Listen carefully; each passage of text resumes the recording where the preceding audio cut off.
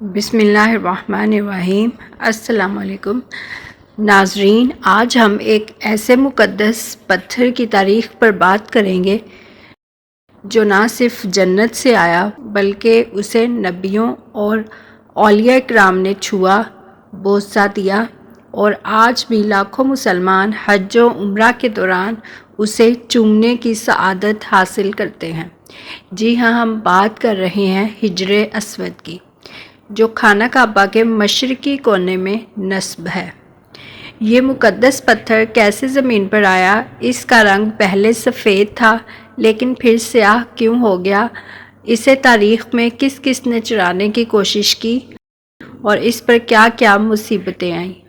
ان تمام سوالات کے جوابات آج کی اس تفصیلی بیان میں آپ کو ملیں گے، تو ویڈیو کو آخر تک ضرور دیکھیں۔ روایات کے مطابق حجر اسود جنت کا پتھر ہے جو اللہ تعالیٰ نے حضرت آدم علیہ السلام کے زمانے میں زمین پر بھیجا۔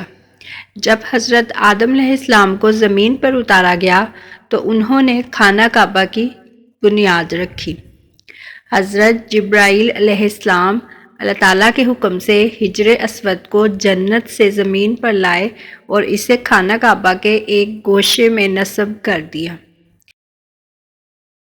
اس وقت یہ پتھر چمکدار سفید تھا جیسے دودھ۔ یہ جنت کے پتھروں میں سے ایک تھا اور اسے زمین پر عبادت کے نشان کے طور پر رکھا گیا تاکہ لوگ اس کے ذریعے اللہ تعالیٰ کی عبادت کریں۔ حدیث مبارک میں آتا ہے کہ حجر اسود پہلے دودھ کی طرح سفید تھا لیکن وقت گزرنے کے ساتھ ساتھ یہ سیاہ پڑ گیا۔ اس کی بنیادی وجہ انسانوں کے گناہ ہیں۔ ترمذی شریف میں ہے، حضرت محمد صلی اللہ علیہ وآلہ وسلم نے فرمایا، حجر اسود جنت کا پتھر ہے، یہ دودھ سے بھی زیادہ سفید تھا مگر بنی آدم کے گناہوں نے اسے سیاہ کر دیا۔ یہ دراصل ایک علامت ہے کہ جب انسان گناہ کرتا ہے تو اس کا دل بھی سیاہ ہو جاتا ہے۔ جب حضرت ابراہیم علیہ السلام اور حضرت اسماعیل علیہ السلام نے خانہ کعبہ کی تعمیر مکمل کی تو اللہ تعالیٰ کے حکم سے حضرت جبرائیل علیہ السلام حجر اسود کو لائے اور اسے خانہ کعبہ کے ایک مخصوص مقام پر نصب کر دیا۔ قرآن مجید میں بھی حضرت ابراہیم اور حضرت اسماعیل علیہ السلام کے کعبہ کی تعمیر کا ذکر ہے۔ سورۃ البقرہ میں ارشاد فرمایا گیا ہے، اور جب ابراہیم اور اسماعیل خانہ کعبہ کی بنیادیں بلند کر رہے تھے تو دعا کی، اے ہمارے رب، ہم سے قبول فرما، بے شک تو سننے والا اور جاننے والا ہے۔ جب قریش نے خانہ کعبہ کی تعمیر نو کی تو ایک بڑا مسئلہ پیدا ہو گیا۔ سب قبائل یہ اعزاز حاصل کرنا چاہتے تھے کہ حجر اسود کو اپنی جگہ پر رکھیں۔ اس پر جھگڑا شروع ہو گیا اور نوبت جنگ تک پہنچ گئی۔ آخر میں یہ فیصلہ ہوا کہ جو سب سے پہلے مسجد الحرام میں داخل ہوگا وہی اس کا حل نکالے گا۔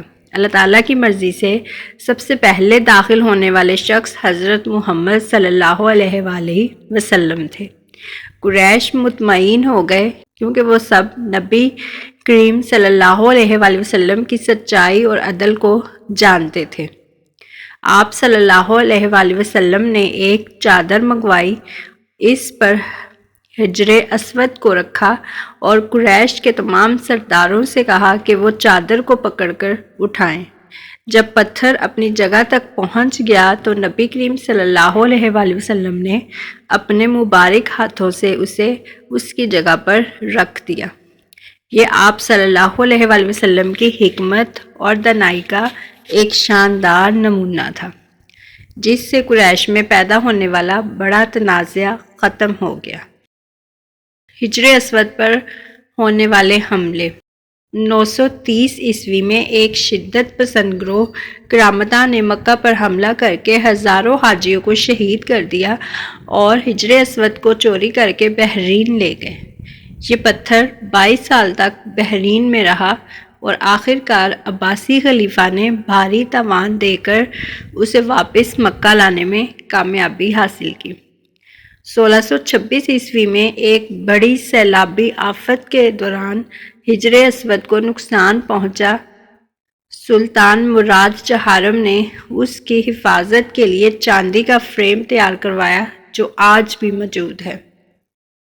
1977 میں ایک دہشت گرد گروپ نے حجر اسود کو بم سے نقصان پہنچانے کی کوشش کی، لیکن اللہ تعالیٰ کے فضل و کرم سے زیادہ نقصان نہیں ہوا۔ حجر اسود جنت کا پتھر ہے اور قیامت کے دن یہ گواہی دے گا کہ کن لوگوں نے اخلاص کے ساتھ اسے چوما تھا۔ بخاری شریف میں ہے، حضرت عمر رضی اللہ عنہ نے حجر اسود کو بوسہ دیتے ہوئے کہا، اے حجر اسود، میں جانتا ہوں کہ تو ایک پتھر ہے، نہ نفع پہنچا سکتا ہے اور نہ نقصان، لیکن میں تجھے اس لیے چوم رہا ہوں کیونکہ میں نے نبی صلی اللہ علیہ وآلہ وسلم کو ایسا کرتے دیکھا ہے۔ حجر اسود کو چومنا گناہوں کی مغفرت کا ذریعہ ہے۔